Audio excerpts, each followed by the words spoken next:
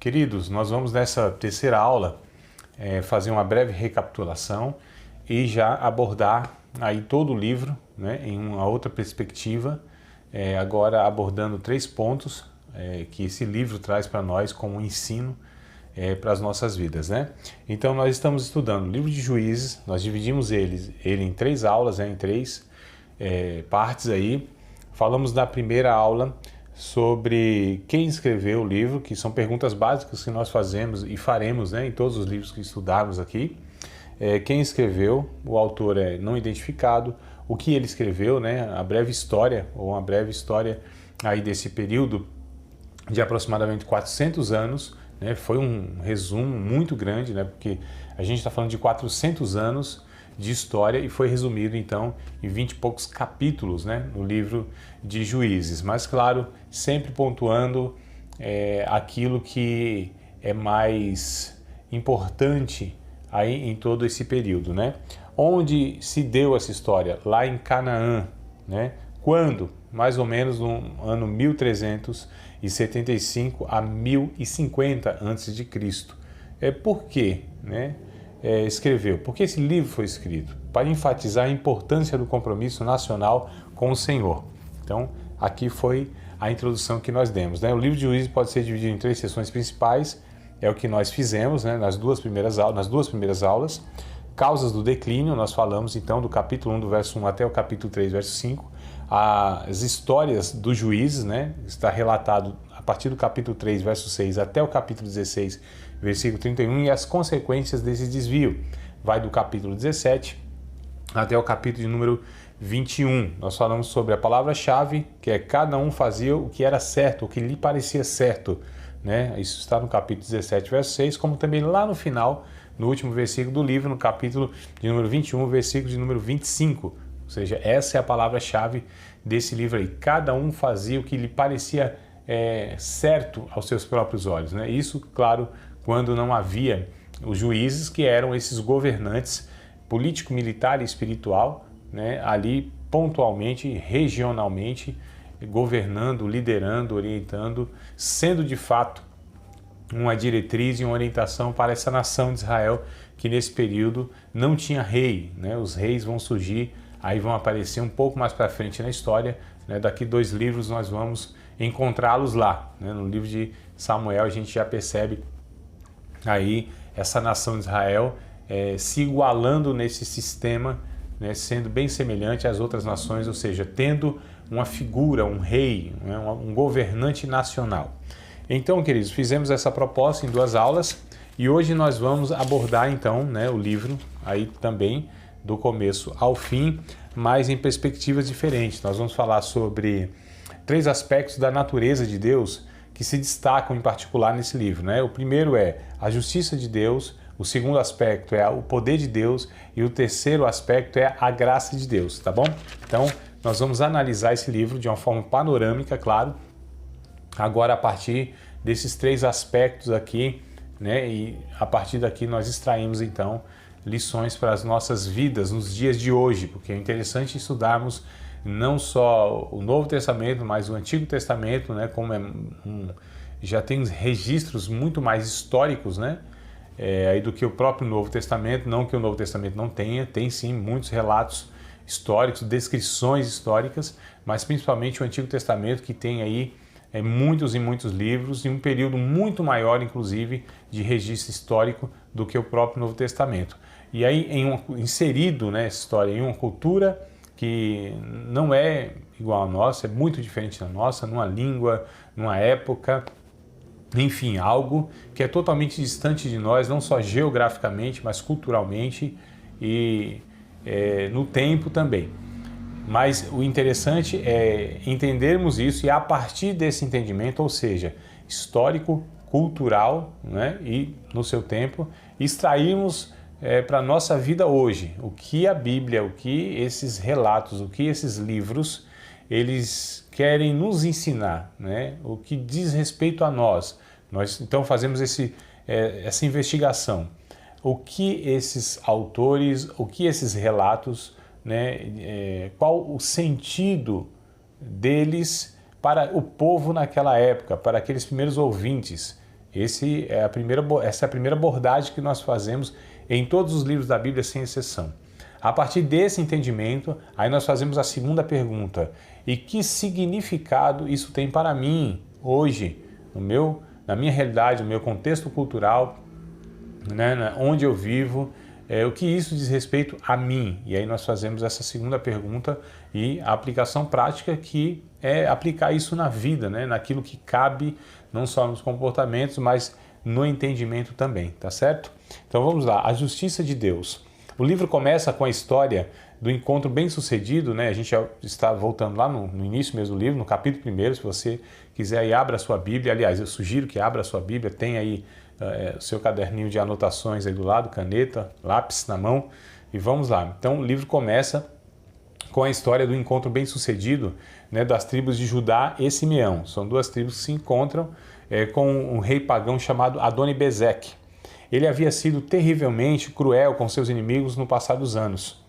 E o mesmo castigo, veja bem, que infligiu sobre 70 diferentes reis, lhe veio também no momento de ser capturado. Então isso está no capítulo 1, versículo 1 até o versículo de número 7. Eu quero abrir inclusive aqui com vocês a Bíblia e quero ler principalmente o verso de número 7, mas eu sugiro que vocês leiam, né, o capítulo 1 do verso 1 ao 7 para o relato ser completo, tá? E, aliás, vamos ler aqui, já que a gente está se propondo, né, a estudar o livro, vamos fazer algumas leituras, que eu quero sempre ganhar tempo aqui, e também não quero dar tudo de bandeja, espero que vocês possam também sempre estar acompanhando as referências, né, os versículos aqui que eu cito, que vocês possam estar também folheando a Bíblia de vocês para se familiarizar com o texto bíblico, né, e para ter sempre essa cautela, essa prudência de ouvir alguém, no caso aqui, assistir alguém, e sempre conferir a fala se condiz com o texto bíblico, tá certo? Não só na narrativa, mas se faz sentido a explicação, né, da pessoa, no caso eu, né, a minha explicação se condiz com o contexto, não só um texto pensado fora de um contexto, que aí é possível ser tirado todo o seu sentido e seu significado, tá? Então essa é a minha sugestão em qualquer situação, ouvindo alguém, assistindo alguém, citando, referindo-se a texto bíblico. Então confira lá, faça como os crentes lá em Atos dos Apóstolos, capítulo 17, né, verso 11, me parece, não me falha a memória, enquanto Paulo estava falando, eles então iam conferindo as escrituras se tinha coerência, né, o que Paulo falava com as escrituras. Então esse é o exercício. Os crentes lá em Bereia, tá certo? Até a Bíblia diz que eles foram mais nobres do que os lá de Tessalônica. Então nós depreendemos que os de Tessalônica ouviam Paulo e já não tinha essa prudência. Então isso é recomendado para nós, todos nós, tá certo? Ouvindo alguém falando de Bíblia, leia lá, confira lá, veja se de fato tem sentido isso. Então vamos lá. Juízes capítulo de número 1, versículo de número 1 ao verso de número 7. Sucedeu depois da morte de Josué que os filhos de Israel perguntaram ao Senhor dizendo: quem dentre nós primeiro subirá aos cananeus para pelejar contra eles? E disse o Senhor: Judá subirá, e eis que lhe dei esta terra na sua mão. Então disse Judá a Simeão, seu irmão: sobe comigo a herdade que me caiu por sorte, e pelejemos contra os cananeus. E também eu contigo subirei a tua, que te caiu por sorte. E Simeão partiu com ele. Olha que coisa interessante aqui para observarmos. E subiu Judá, e o Senhor lhe deu na sua mão os cananeus e os ferezeus, né? Eram povos daquela região. E ferindo deles em Bezeque a 10.000 homens. E acharam a Adoni-Bezeque em Bezeque. E pelejaram contra ele e feriram aos cananeus e aos ferezeus. Porém Adoni-Bezeque fugiu, e o seguiram e o prenderam. E lhe cortaram os dedos polegares das mãos e dos pés. Olha que coisa interessante. A gente vai pontuar isso aqui.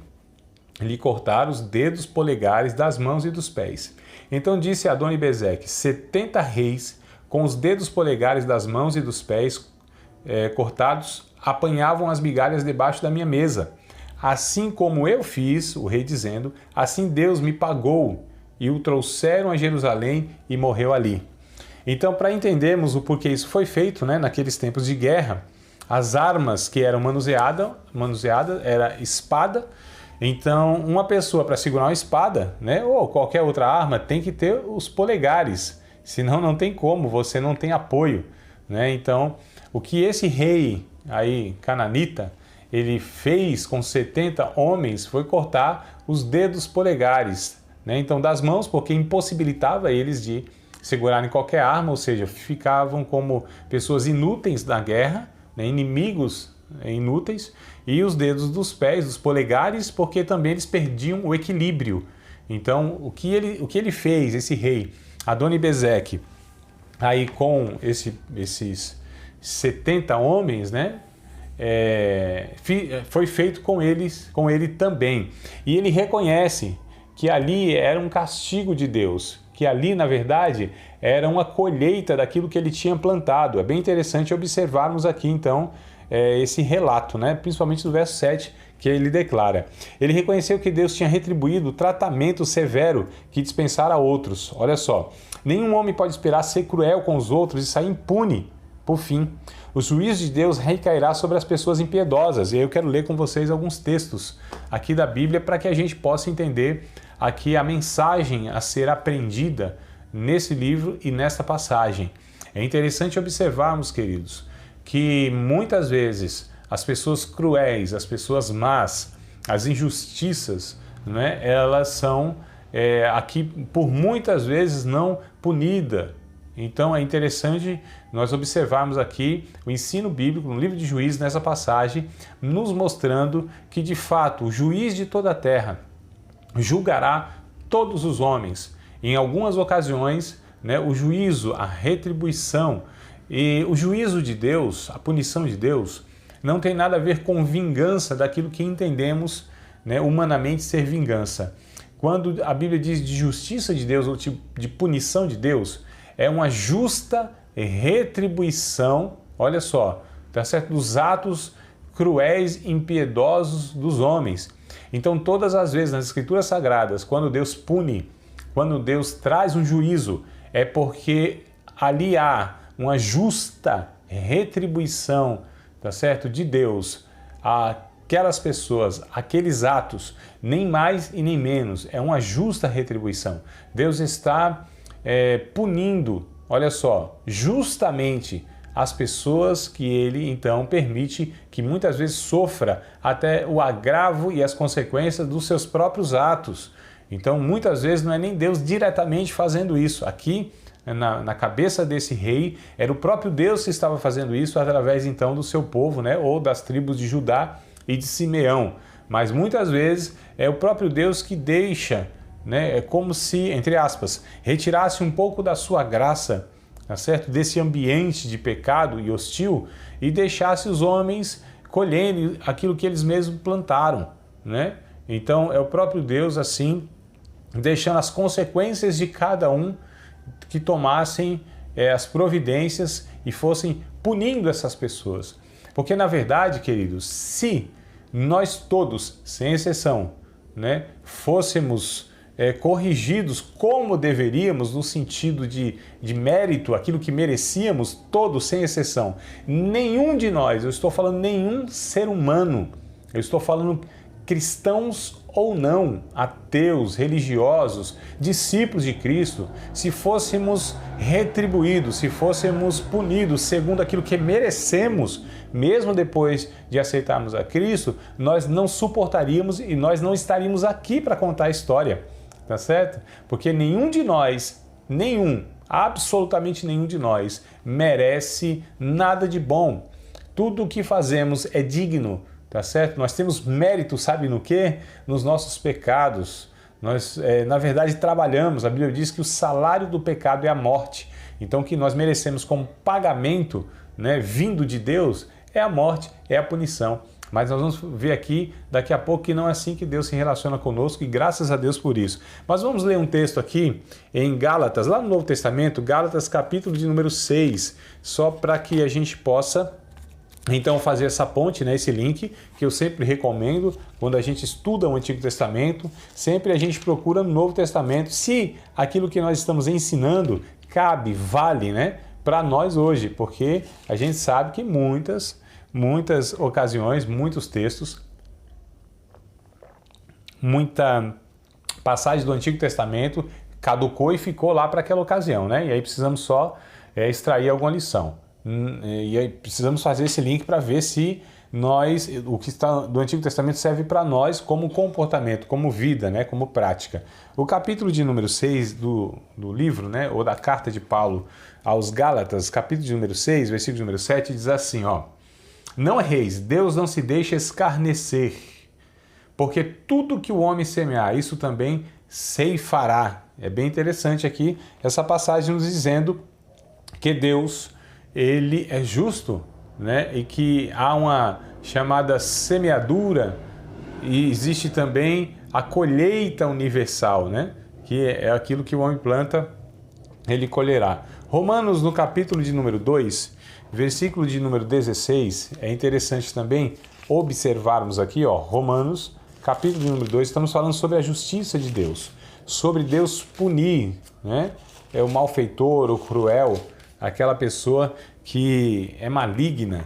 Então, capítulo de número 2, verso 16 diz assim: No dia em que Deus há de julgar os segredos dos homens por Jesus Cristo, segundo o meu evangelho, Paulo dizendo isso. O capítulo de número 12, também aqui de Romanos, verso de número 19, tem um texto que também vale a nossa leitura e a nossa atenção. Então, Romanos capítulo 12, versículo de número 19. Não vos vingueis a vós mesmos, amados, mas dá lugar à ira, porque está escrito, minha é a vingança, eu recompensarei, diz o Senhor. A vingança aqui nesse texto é a justa retribuição de Deus, então, como eu disse, é o pecado, né? Então, Deus, ele sim, só ele pode recompensar ou pode punir de uma maneira justa, sem exagerar e sem deixar também de punir. Então, ele é o justo juiz, né? Nós temos as nossas dificuldades quando vamos falar de justiça, de retribuição, seja para recompensar ou seja para punir. Nós sempre perdemos essa medida. Apocalipse, capítulo de número 20, versículos de número 11 ao versículo de número 15. Então, Apocalipse, capítulo de número 20, versículo de número 11 até o 15, está escrito a respeito do juízo de Deus aqui, algo muito interessante também. Então vamos lá. Apocalipse, capítulo de número 20, verso 11 ao 15. E vi um grande trono branco e o que estava sentado sobre ele, de cuja presença fugiu a terra e o céu, e não se achou lugar para eles. E vi os mortos, grandes e pequenos, que estavam diante do trono, e abriram-se os livros. E abriu-se outro livro, que é o da vida, e os mortos foram julgados pelas coisas que estavam escritas nos livros, segundo as suas obras, e deu o mar os mortos que nele havia, e a morte e o inferno deram os mortos que neles havia. E foram julgados, cada um segundo as suas obras. E a morte e o inferno foram lançados no lago de fogo. Esta é a segunda morte. Aquele que não foi achado escrito no livro da vida foi lançado no lago de fogo. O texto aqui nos traz algumas expressões bem interessantes do juízo de Deus sobre as obras de cada um. Então é interessante também observarmos aqui nesse relato de Apocalipse que Deus tem registrado todas as obras dos homens em toda a história da humanidade. Então, aos olhos de Deus, nada, absolutamente nada escapa, queridos. Veja que coisa interessante, veja que juízo perfeito, veja como Deus, ele nos observa, eu estou falando da humanidade no geral, né? E ele tanto recompensará, reconhecerá, né? E graciosamente recompensará positivamente aqueles que fizeram bem, como também justamente ele punirá aqueles que fizeram o mal. É interessante que Deus não é injusto, nem para punir e nem para recompensar. Aqui no caso, estamos falando da justiça de Deus, que é essa punição não meramente punitiva. Aliás, desculpa, essa correção de Deus não é meramente punitiva, né? O castigo de Deus sempre é no intuito de corrigir. Só que em alguns casos, como Adoni-Bezeque, como muitos outros, veio o juízo mesmo de Deus, tá certo? Retribuindo de uma forma justa o mal que eles fizeram, no caso de Adoni-Bezeque. 2 Pedro, capítulo de número 2, versículo de número 1 ao 9. Então voltamos um pouquinho aqui de Apocalipse. A gente vai para a segunda carta de Pedro, capítulo de número 2. É interessante observarmos isso aqui. Esse relato também, ele responde, né, à indagação de muitas pessoas que não entendem o Evangelho e até aqueles que participam do Evangelho, mas ainda lhe falta um esclarecimento a respeito deste ponto aqui. Então, segunda carta de Pedro, capítulo de número 2, versículo de número 1 ao versículo de número 9. Olha o que está escrito.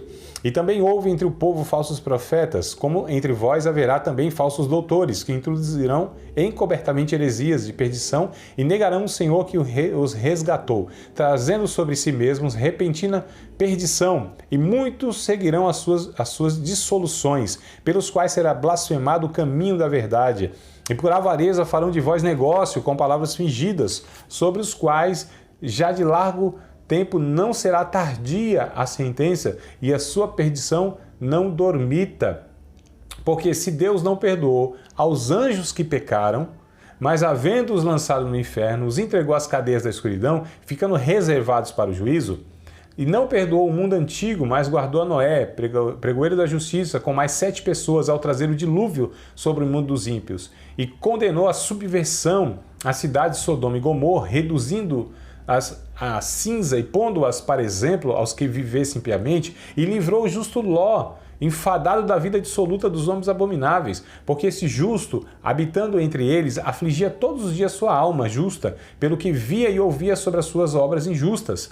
Assim sabe o Senhor livrar da tentação os piedosos e reservar os injustos para o dia do juízo, para serem castigados. Olha o que o relato bíblico está nos falando aqui nessa segunda carta de Pedro.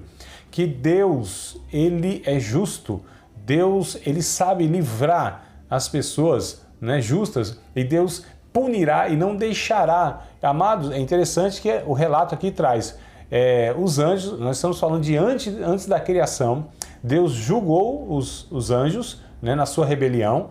Esses anjos, eles se rebelaram contra Deus e Deus trouxe a punição, né, a respeito deles, uma punição parcial, porque eles ainda serão julgados para a eternidade, mas eles foram julgados parcialmente, né, pelo fato de Deus arrancar a beleza e a glória que tinha neles, né, e se tornaram então esses seres que a Bíblia chama de demônios.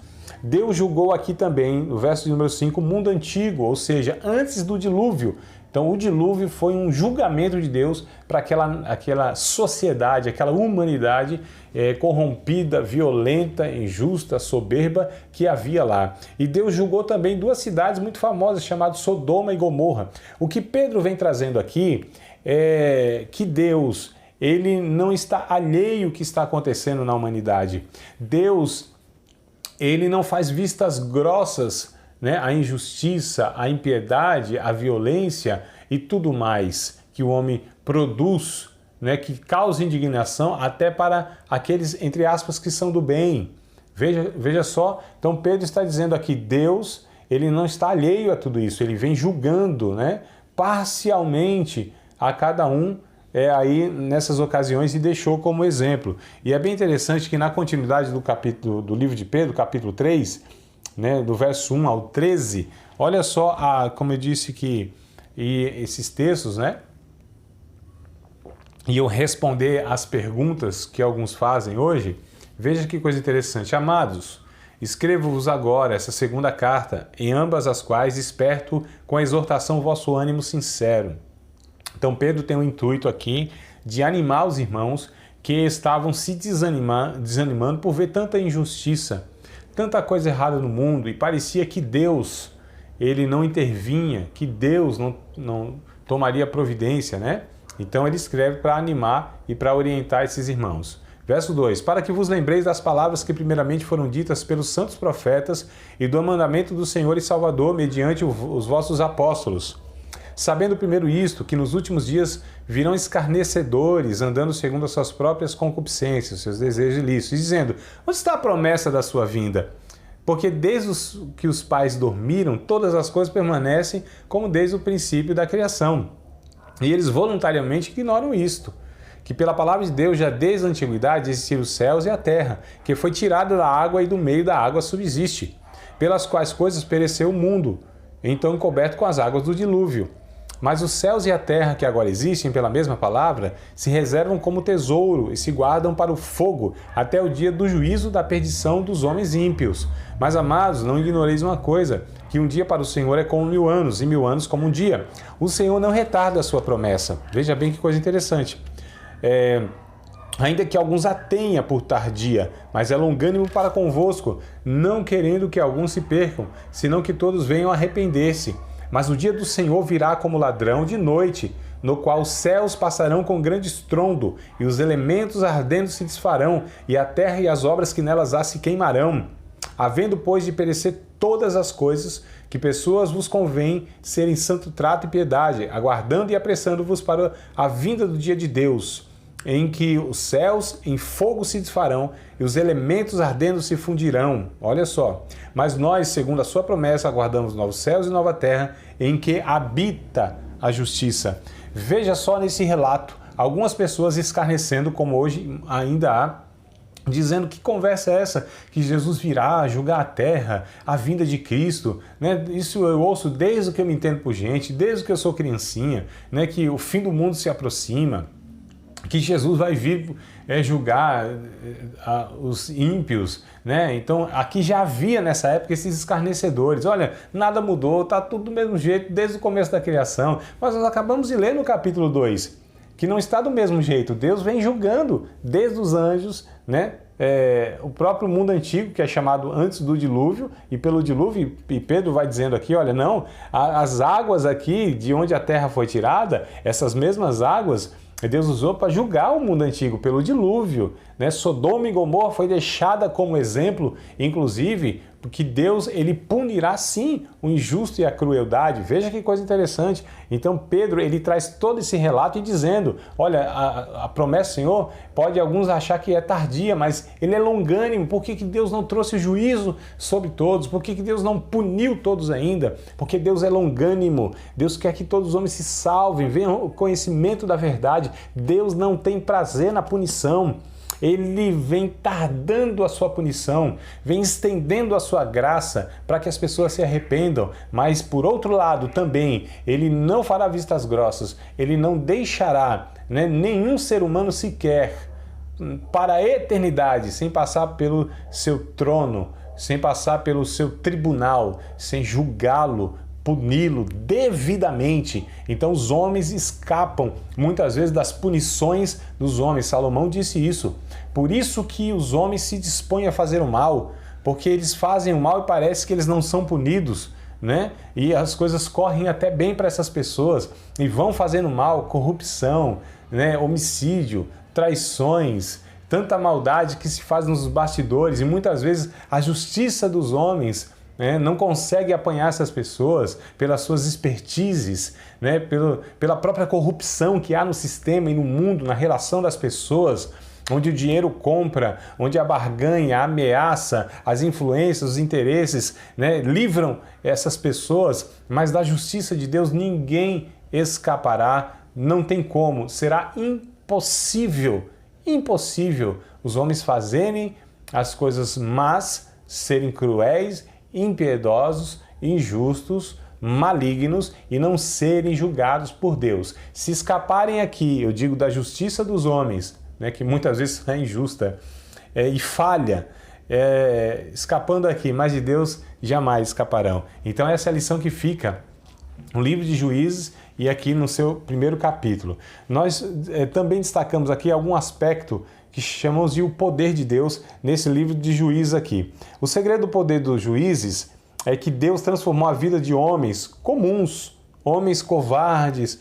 homens incapazes, e fê-los canais para seu imenso poder. É interessante que há uma ênfase no livro de Juízes sobre a inadequação física ou o equipamento militar simples. Olha só, deixa eu deixar a Bíblia aqui um pouquinho para eu estar aqui lendo para vocês essas anotações.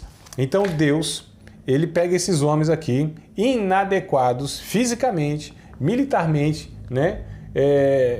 E pegou aqui esses homens com equipamentos militares simples, inclusive fez deles vencedores. Veja aqui os relatos, né? Veja aqui o que o livro do Juiz enfatiza a respeito de alguns homens só, aqui que eu destaquei, mas lógico, todos os outros se enquadram nisso.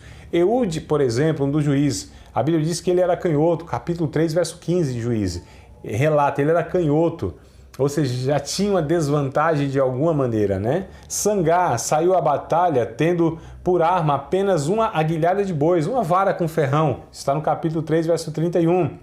Embora devesse existir em Israel vários homens bem fortes, 2 mulheres foram usadas para levar o povo à vitória. É interessante isso aqui, né? Culturalmente, na verdade, isso era uma demonstração de que quem estava de fato, né, dando a vitória àquele povo era o próprio Deus, né? Porque em batalha, né, não só hoje, não só na questão física, militar, é a desvantagem para a mulher, mas naquela cultura muito mais ainda. Então, 2 mulheres aqui, isso está no capítulo 4, verso 1 até o capítulo 5, verso 31, essa narrativa. Débora e Jael, 2 mulheres que foram usadas por Deus, mesmo tendo muitos homens fortes, homens de guerra, homens até muito melhor preparados do que essas 2 mulheres, mas Deus chama e usa essas mulheres. Gideão, mesmo com a sua covardia, foi usado por Deus para livrar Israel. Olha que coisa interessante. Sansão usou uma queixada de jumento na guerra. Amados, mesmo para aquela época, né, que não tinha metralhadoras, não tinha mísseis, não tinha todo esse poder bélico que existe no mundo hoje, mas uma queixada de jumento, convenhamos que não era nenhuma arma poderosa, né? E a Bíblia deixa esse relato, né? Que Sansão ele pega então e usa uma queixada aí para matar muitos e muitos homens lá. É interessante que o Espírito de Deus vinha sobre eles, está no capítulo 6, verso de número 34. No caso de Gideão, por exemplo, né, essa expressão, o Espírito de Deus vinha e revestia, vinha sobre, né? No caso, Sansão e os outros demais da mesma maneira. O Espírito vestia, nessa expressão do capítulo 6, verso 34, lá, revestia, dominava, se apoderava, dependendo das versões aí que vocês tiverem, de Bíblia vai estar esses termos aí. O que quer dizer é que era o Espírito de Deus que fazia aquilo. Era o Espírito de Deus, era o próprio Deus, era o poder de Deus que agia através daqueles homens ordinários, comuns, covardes, frágeis, débeis, limitados, né? Aqueles homens que não tinham nada de especial. E Deus os usava porque o poder e a glória era de Deus. Paulo escreve isso em 2 aos Coríntios, capítulo de número 4. Ele disse, olha, nós somos como vasos de barro, né? Para que a excelência de Deus que habita em nós, olha só, que é o próprio Espírito Santo, venha trazer glória ao nome de Cristo. Eu anotei alguns textos aqui que eu acho bem interessante e vale a nossa leitura. 1 aos Coríntios, lá no Novo Testamento, 1 Coríntios, capítulo de número 1, versículo de número 26 ao versículo de número 31. Vamos ler o texto aqui para vermos, né, como Deus age, como o poder de Deus age. É Deus, amados, que nos faz triunfar em todas as ocasiões de nossa vida. Não há mérito em nós, como eu disse, para fazer nada do que é bom, né? Tudo aquilo que é virtuoso, tudo aquilo que é amável, tudo aquilo que é de boa fama, se existe alguma virtude, se existe algum valor nisso, é Deus que age em nós, por nós e para a glória do seu nome. Então, em 1 aos Coríntios, capítulo de número 1, versículos aqui de número 26 ao 31, olha o que está escrito. Porque vede, irmãos, a vossa vocação, que não são muitos os sábios, segundo a carne, né, segundo a natureza humana, nem muitos os poderosos, nem muitos os nobres que são chamados. Mas Deus escolheu as coisas loucas deste mundo para confundir as sábias, e Deus escolheu as coisas fracas deste mundo para confundir as fortes.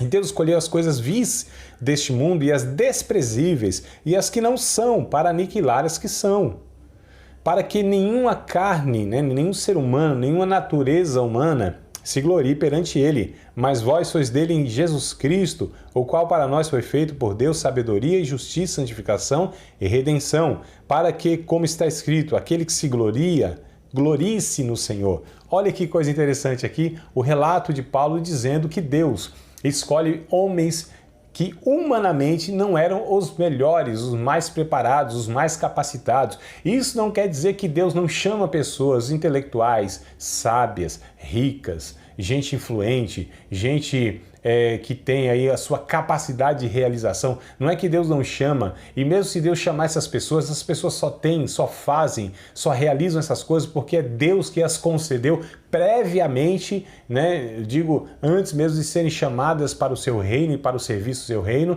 é Deus que as dá, porque a Bíblia diz em Tiago, capítulo 1, verso 17, toda boa dádiva, todo o dom, né, tudo que é bom vem de Deus, descendo do Pai das luzes, em quem não há mudança nem sombra de variação. Então Paulo reconheceu isso nos relatos aqui, inclusive que eu anotei, né, dizendo que não era ele, era o poder de Deus através dele. Nós estamos falando de um homem que, na sua época, ele era um dos mais influentes que havia no mundo. O apóstolo Paulo, né? Alguns pensam que não eram, mas a Bíblia mostra isso, a história de Paulo mostra isso. Um dos homens, um dos maiores homens no mundo que havia, que influenciava, poliglota, com influência, dupla cidadania, que naquela época era algo assim raro, né? Dupla cidadania, no sentido que ele tinha cidadania romana, ou seja, era um homem influente no império, um homem que falava com filósofos de igual para igual, um homem que era poliglota, falava as principais línguas que se falava na época, um homem que tinha influência religiosa, influência política, né? Um homem que ele de fato era respeitado na sua nação. Nós estamos falando de um homem aqui de uma envergadura impressionante. Paulo era um filósofo da sua época, era um sábio da sua época, era um político, não no sentido que nós temos hoje, mas um homem que articulava as coisas, que tinha acesso a autoridades, né? Sejam ela política, militar ou religiosa. Era o apóstolo Paulo, né? Depois conhecido como apóstolo Paulo, mas até então Saulo de Tarso. E é interessante que ele mesmo reconhece aqui, no 1 aos Coríntios, capítulo, eu gosto muito desse versículo, 1 aos Coríntios, capítulo de número 15, versículo de número 10, como este homem influente, esse homem que tinha uma envergadura social impressionante, ele reconhece na sua fala que de fato Deus, é Deus que opera, era Deus que operava, era de Deus toda a glória. Mas, capítulo 15, 1 Coríntios, versículo número 10. Mas pela graça de Deus sou o que sou. Olha, pela graça, pelo favor imerecido de Deus, sou o que sou. A sua graça para comigo não foi em vão. Antes, trabalhei muito mais do que todos eles. E aí a gente pode ter a impressão, opa, Paulo então está trazendo sobre si algum mérito, dizendo que a graça de Deus, ou seja, a ação de Deus sobre a vida dele não foi em vão, porque ele trabalhou muito mais do que os outros apóstolos. Veja bem, vamos continuar aqui o texto. Todavia, olha o que ele coloca, todavia, não eu, mas a graça de Deus que está comigo. Olha que coisa interessante, queridos. Então Paulo, ele reconhece, pela graça de Deus, eu sou o que sou. Veja bem, a graça de Deus para comigo não foi em vão, porque eu trabalhei muito mais do que os outros apóstolos, mas não eu, todavia, não eu, mas a graça de Deus que está comigo. Então Paulo reconhecia que ele, de fato, não era aquele que tinha mérito nas realizações, que tinha mérito nos milagres, nas curas, nas pregações, nas conversões, na expansão da igreja. Ele sabia que não era por causa dele, era apesar dele, porque aqui em 1 Timóteo, capítulo 1, versículo número 15, ele diz, olha, eu sou o principal dos pecadores, um homem devoto, um homem fiel às suas convicções, um homem que teve um histórico de um mártir, né, assim, como nenhum outro em todo o Novo Testamento e em toda a história do cristianismo, um homem que devotou a sua vida, um homem de orações, jejum, um homem que, assim, ele propagou o evangelho em todo o Império Romano, pregou o evangelho naquela situação de perseguição, de muitas limitações, de grande dificuldade, e disse, eu sou o principal dos pecadores. Um homem que teve revelações excelentes,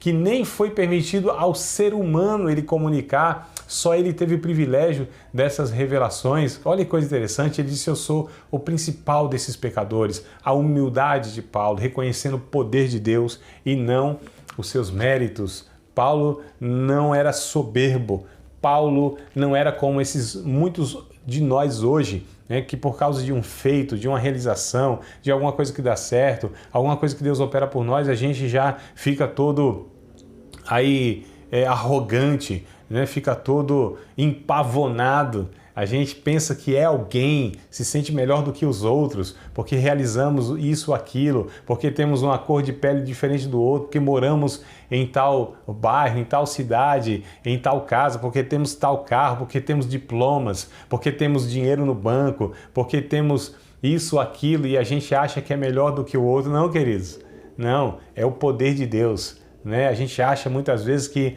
é por causa de nós que as outras pessoas são alcançadas, porque a aula é muito edificante, é muito boa, porque o texto foi muito bom, porque a música ela tem assim uma perfeição, uma harmonia, a voz, porque é o poder de realização, é porque eu tenho habilidade. Não, queridos, tudo é de Deus, é para Deus. Olha só que coisa interessante, Ele opera tudo em todos, tanto querer quanto efetuar, é o que o próprio Paulo escreveu em uma das suas cartas. Então, de Deus, para Deus, são todas as coisas. E é interessante, então, aqui observarmos que o livro de Juízes nos fala, então, desse poder de Deus aí, né? Pegando esses homens, e eu nem quero falar de Pedro, aí também no Novo Testamento, outro homem todo atrapalhado, todo limitado, precipitado e apóstolo. Deus operou por sua vida também coisas grandiosas, humanamente impossível. E por último, aqui o livro de Juízes, que eu quero destacar, o aspecto, né, do caráter de Deus que aparece no livro de Juízes é a graça, a sua graça. Então o livro de Juízes não é um registro de devoção sem mácula. Longe disso, há histórias aqui de pessoas que cometeram erros sérios. Gideão impôs, veja bem, por exemplo, Gideão, vou pegar alguns dos personagens, Gideão impôs no meio do seu povo, Gideão impôs desastre no meio do seu povo por causa de sua avareza. Isso está no capítulo 8 do livro de Juízes, verso 24 e verso 27. Então, por causa da sua avareza, né, recolheu lá joias, ouro, e, enfim, fez lá um éfode, né, fez lá um manto de ouro, e isso levou o povo à idolatria. Olha só. E a gente está falando de um juiz aqui, né? Gideão, um homem importante nesse livro, na história, um homem usado por Deus.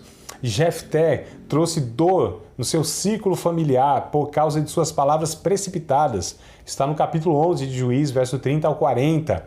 Então, quando ele, na verdade, fez um voto precipitado, né? Para ele sacrificar um escravo, não custaria nada para ele, tá certo? Uma pessoa que ele não tinha afeto. Mas quando sai a sua filha, então ele percebe as suas palavras precipitadas e ele traz então uma angústia, uma tristeza muito grande aí no círculo familiar, né?